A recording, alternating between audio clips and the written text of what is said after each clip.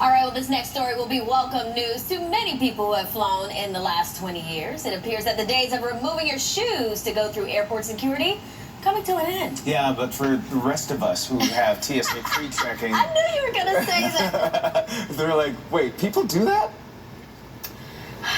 Y'all have to pull out your laptop too? Yes.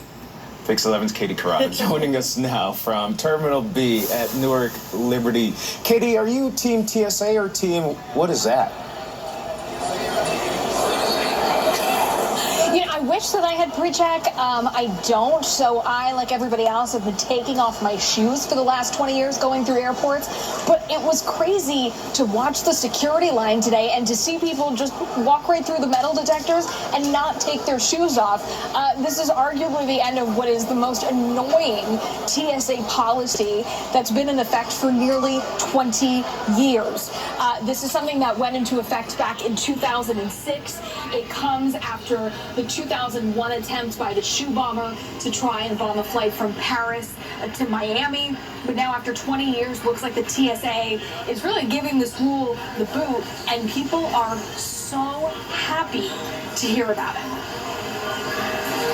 I think it's a great idea that they finally did that, because I already have anxiety when I'm going to TSA. All this screaming, take your laptop, take your electronic, take your shoes off. I think it's amazing. You know, it's going to expedite the whole process. I just don't want to have to take sneakers off, take my socks off and all of that. You know, it's a bit cumbersome. So I welcome the idea.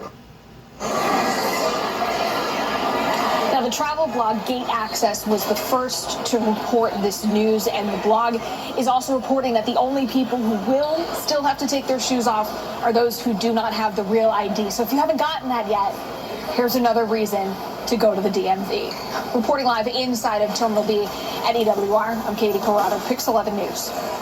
All right, Katie. And your liquids too? In the little containers, yes. Wow.